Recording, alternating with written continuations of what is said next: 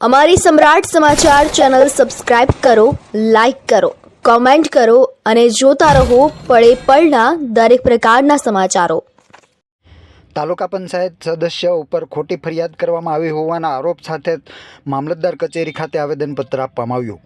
ભાવનગર જિલ્લાના તળાજા તાલુકાના ગ્રામ્ય વિસ્તારમાં આજે પીજીવીસીએલ દ્વારા ચેકિંગ ઝુંબેશ હાથ ધરવામાં આવ્યું હતું, જેમાં ઝાંઝમેર પંથકમાં ચેકિંગ દરમિયાન તાલુકા પંચાયત સદસ્ય દ્વારા પૂછપરછ દરમિયાન તેમના ઉપર ફરજમાં રૂકાવટ કર્યા હોવાના આરોપ સાથે ફરિયાદ નોંધાવવામાં આવેલ હોવાનું જણાવ્યું હતું।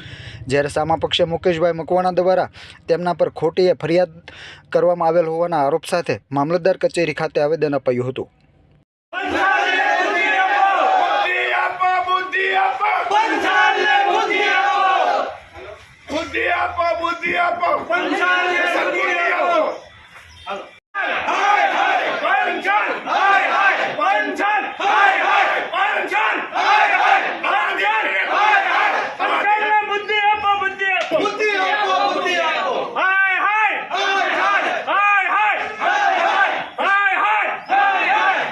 ભ્રષ્ટાચાર અધિકારીને દૂર કરો। શ્રી રામ જય રામ જય જય બુદ્ધિ આપો, બચલે બુદ્ધિ આપો। જય રામ શ્રી રામ જય રામ શ્રી રામ જય રામ જય।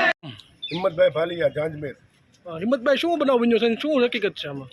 ઝાંઝમેર ગામમાં મુકેશભાઈ અમે પીજીવીસીએલના અધિકારીઓએ અમારે ફરિયાદ કરવા માટે આવ્યા હતા, તપાસ કરવા માટે।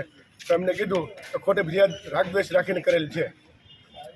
મારું નામ મુકેશભાઈ મકવાણા, તાલુકા પંચાયત સદસ્ય તળાજા।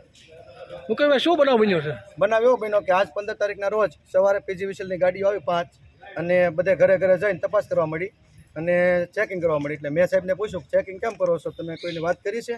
કે અમારે કોઈને વાત કરવાની ન હોય એવી તાનાશાહી જવાબ આપ્યો અને કીધું કે અમારે અમારી રીતે જ આવવાનું હોય, પીજીવીસીએલના નિયમો એવા કંઈ છે નહીં। આની પહેલાં પણ 6 ઓગસ્ટના રોજ 2025ના રોજ મારે પીજીવીસીએલના અધિકારી સાથે ઉગ્ર બોલાચાલીનો વિડીયો ખેડૂતોના હિત માટે મેં ફોન કરેલો અને ત્યારે પણ એનો રાગદ્વેષ રાખીને આજે મેં રીસીલિંગ બાબતે વાત કરી સાહેબને કે ભાઈ સીલિંગ કરવા માટે તમે આવી જાઓ, નહીંતર પછી ફરીવાર દંડ હું કામ આપો છો? એ શું કરે, રીસીલિંગ ન કરે ને 3 મહિનામાં એટલે પાછા ચેકિંગમાં મેકલે અધિકારીઓને અને ફરીવાર પાછા એની ઘરે દંડ આપે।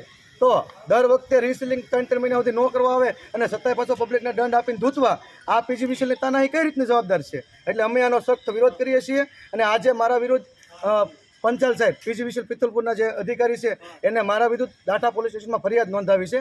આ ફરિયાદને અમે મામલતદાર સાહેબને અને પ્રાંત અધિકારીને વિનંતી કરી છે આવેદનપત્ર આપીને કે આ ફરિયાદ મારી રદ કરવામાં આવે, કેમ કે આ મારી ઉપર ખોટી ફરિયાદ અને સત્તા પક્ષ અને કોકના ઇશારે અને ખાસ અત્યારે જે સરકાર જે પક્ષની છે એ પક્ષના આધારે જો અધિકારીઓ કામ કરતા હોય તો આવી ગુનાકારી અધિકારીઓને કહી દઉં છું કે જરા પણ ચલાવી લેવામાં નહીં આવે।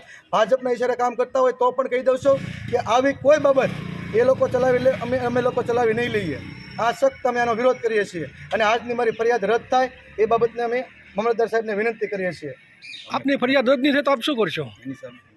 જો મારી ફરિયાદ રદ કરવામાં નહીં આવે તો હું પણ, મારી પાસે પણ પુરાવા છે અને હું પણ એની સામે વિરુદ્ધમાં ફરિયાદ કરીશ। એનો એક તમને દાખલો આપી દઉં। એ લોકો કેવું કર્યું આજ સવારે કે એના જે કોન્ટ્રાક્ટરના માણસો હતા જે કંઈ હોય એ લોકોને ચડાવ્યા અને મારા વિરુદ્ધ ઉગ્ર ખરાબ શબ્દો અપશબ્દો બોલ્યા, સમજાય છે ને?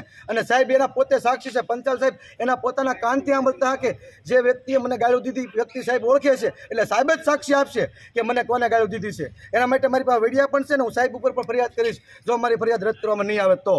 અને આવા